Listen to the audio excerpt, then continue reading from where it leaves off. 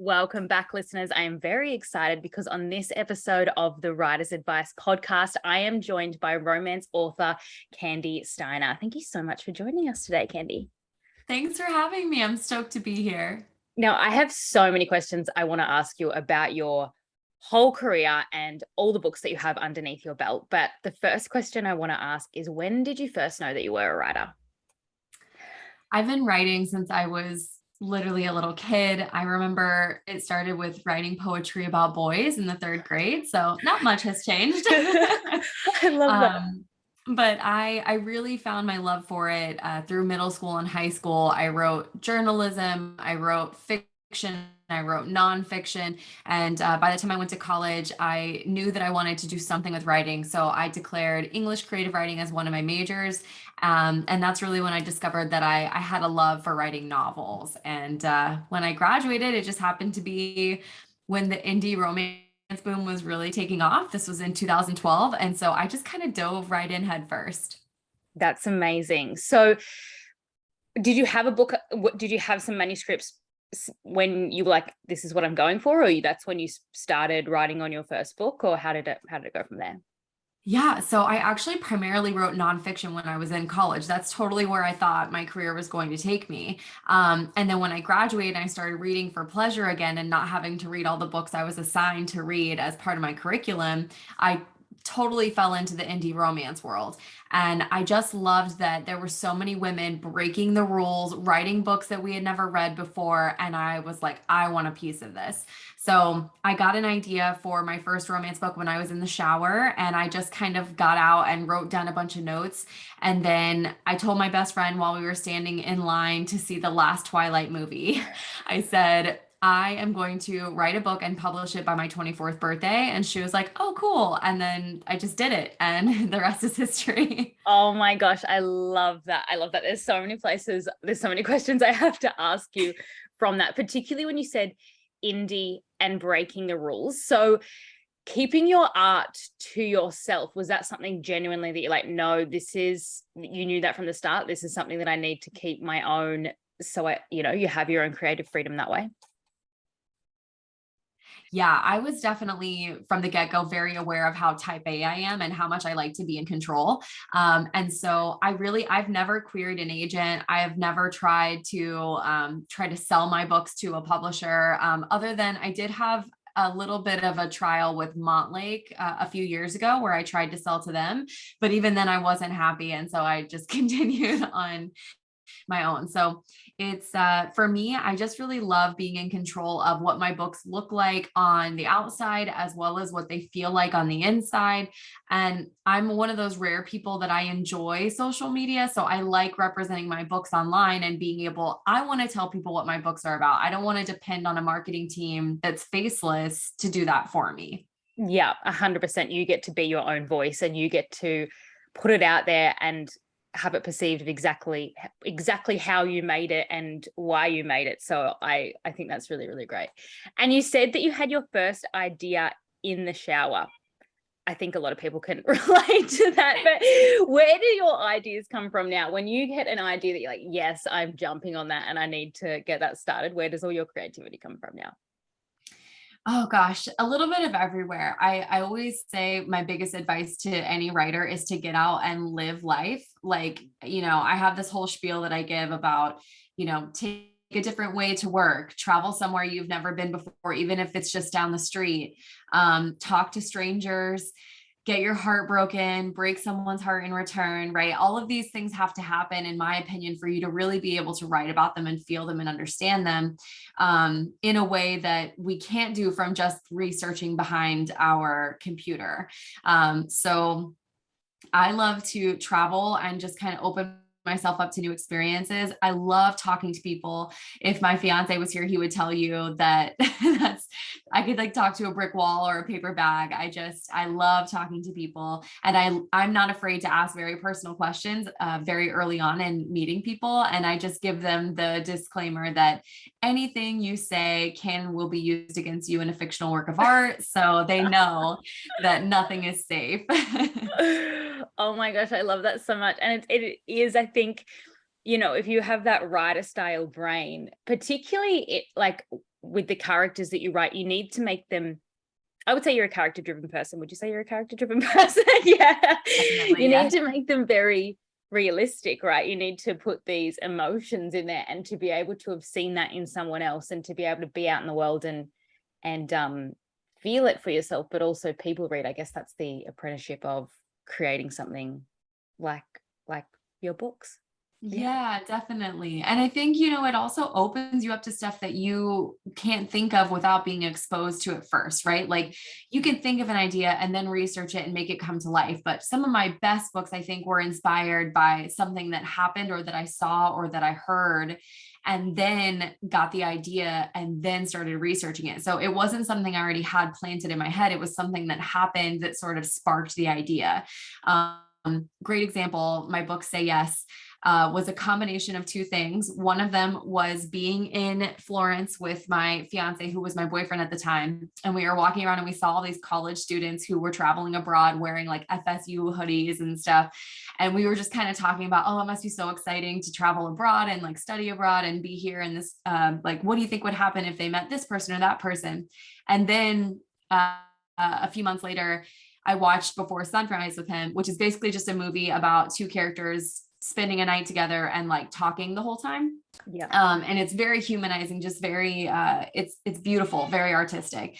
And so I got the inspiration for Say Yes to write a book about these kids who are studying art in Florence. And it's kind of like this grumpy sunshine situation, kind of enemies to lovers, but they spend a night together where she has promised herself she will say yes to anything that she runs into when she walks outside the door that night.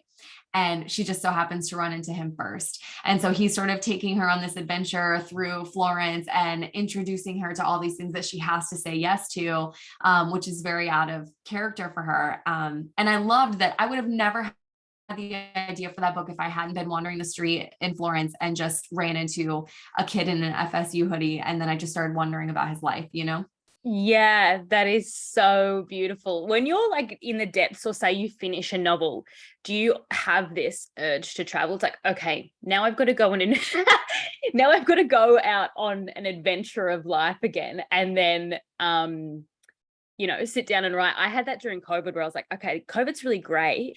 I will say from Australia, I didn't live it anywhere else. We weren't super locked down here, but I was like, oh, now I'm forced to sit down and write. And then I can spend all the other times going out exploring, waiting for the next one. So is that kind of how you go about it? Oh yeah, definitely. I mean, I go through stints of being like, I need inspiration. So I know I need to sort of like step away. And then I have stints where I'm like, I'm already full of inspiration and I'm ready to write. So I'm definitely at that point. Like I have been writing like a mad woman this year because my fiance and I leave in literally 2 days to go get married, and we're going to Austria and Switzerland and Italy. And so I've kind of been pushing and writing these books that have been just brewing in me.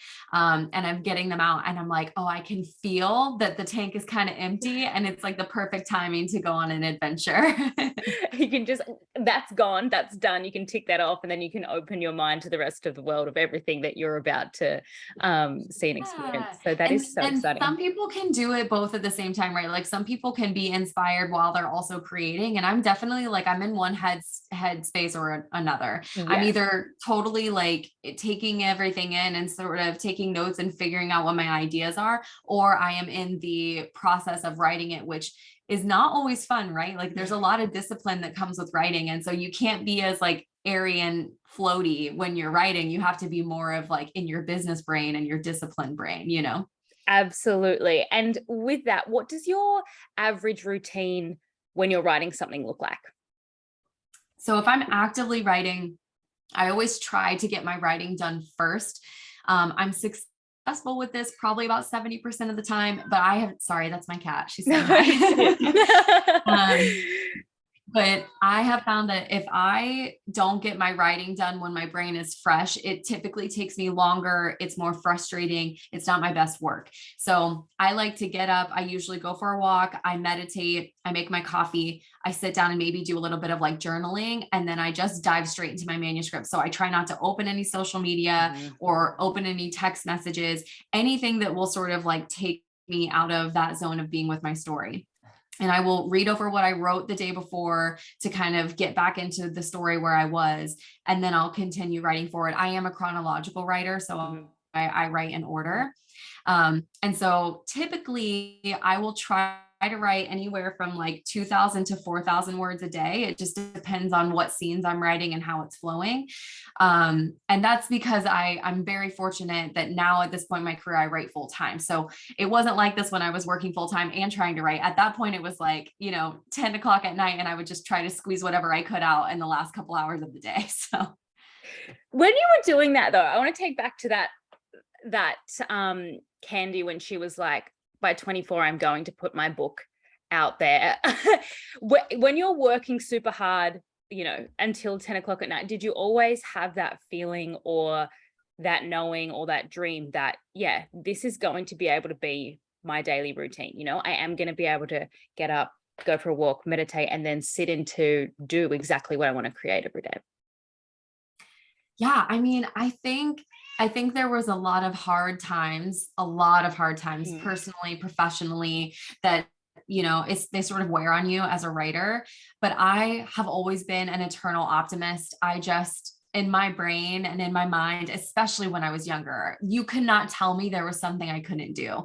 And so as I was working, what kind of started as a hobby, or what I thought would be a hobby, I quickly saw like I could make this happen. I could totally make this work. I just need to get people to read my books, and I need to make my books better. Like, I definitely think once I humbled myself and said, you're not a great writer fresh out of college, you still need a little bit of work. That was really nice, because then I could open myself up to being critiqued and listening to my beta readers and my editors to make my work even better. Mm. And so my fifth book that I published was Weightless, and that was my first bestseller. And that book took me the longest to write. It was the hardest to edit, but it all paid off. And that was like really what fueled me and made me realize that if I took the highest bit of my energy and put it into my writing, that I could really accomplish something. But it's been ups and downs. Like, even after you like quote unquote hit it or make it, it doesn't mean you stay there. You might have one book hit the bestseller and then no one ever reads you again. It is an active business to stay in readers' minds. And so to me, that was the biggest challenge that I felt like I really rose to, was once I had my readers, I feel like I did a good job of keeping them, because I wanted to make sure that they understood how thankful I was for them and how many stories I still had for them. And instead of it being like a business, like a I'm a business, you're a customer relationship, it was more like we're all friends, we all love reading, we all love romance, and like let's hang out online together forever. Yeah. Yeah, you create a whole community around the stories that you're creating. That's really beautiful and so true. What have been some of the hardest parts of your writing journey, and some advice from that you would pass on to some up and coming writers? Oh gosh, I've had so many. I guess one of my biggest pieces of advice, other than the get out and live, right, is Yeah. to make sure you define success, and what that looks like to you, and then be willing to be flexible with it. And what I mean is, like, everybody has a different point in their mind of what they think makes a book successful. For some people, finishing the book is Mm. success. That was me when I first started. Like, just getting it done and publishing it was a huge success to me. But as you complete goals, you might find yourself changing them, and that's totally fine. But be honest about what you want, so that you don't feel disappointed and start to put this negative energy and negative weight on your writing. If you want it to be your livelihood, then you have to drop some of that creative mind and really think with your business mind and think, okay, how do I make my book sell? That's what's most important to me. If it's most important to you to really write a story you love and write something that means a lot to you, then your success is going to be not defined by your financial income. And that's a beautiful thing too. So just being honest with yourself about what you want. Like, do you want money and this is what you want to tie to your creativity, is this sort of financial pressure? Or do you just want to write? And if it happens, cool. And if it doesn't, that's fine too. I think that's really important for writers, especially indie writers. And I would also say, just, I mean, for everybody, spend time on your craft, spend time on this thing that means a lot to you. And don't be afraid to kind of tell your ego to take a back seat and let yourself get better. It's not a bad thing to have a bad rough draft. It's not a bad thing to have a lot of work to do in editing. It's a really good thing if you can open yourself up to it. Absolutely. That is so true. And yeah, getting clear on what you want. I think yeah, whatever someone wants when they're writing is completely different to what the next person does, and it all looks different, just as the art does. So I think that's really, really beautiful advice. Do you have any books or any courses or any things that you've done over the time that you would recommend to up-and-coming writers, whether it's about the craft or the business side? I do. Sorry. Yeah. Sorry about that. I do. I have done a couple of courses with the Writers Atelier. So you can see sort of my marketing advice from a while ago. Gosh, now it's pre-pandemic advice. Yeah. So it might be a little dated, but a lot of it is still really accurate to what I believe today. Awesome. I've also done a couple of InkersCon presentations. So if you go to InkersCon or go to their website, I have some stuff there. And also on my website, if you go to Ramblings, there's writing advice there, character depth charts, things like that. And on my Instagram, under my IGTV, you can see all of my Wrangling the Writers videos, which is basically just, I took a question I got from a writer and then I answered it in like a short, I'm so sorry. I keep getting a call. I hope you can edit this after. No, I can't even hear it. You're fine. Okay. 1 second. You're right. I don't know what. Okay. I'm so sorry about that. No, that's okay. Anyway. And so let me just like recap so that when you edit it, so yeah, there's plenty. So there's a lot of resources out there with me and with other people. But I think, again, when you are figuring out your writing journey, you kind of have to follow your gut and go with what's speaking to you. So ask yourself what your question is, and then you can figure out where to go from there. Absolutely. And I will make sure that all those links are in the show notes so everyone has that and has a place to go to. Thank you so much for joining us today, Kandi. This has been such a beautiful, inspiring, but also very truthful and some really, really, really great advice conversation. Do you have any little hints of what's next coming up for you, your next release? Is there anything that you can share with listeners?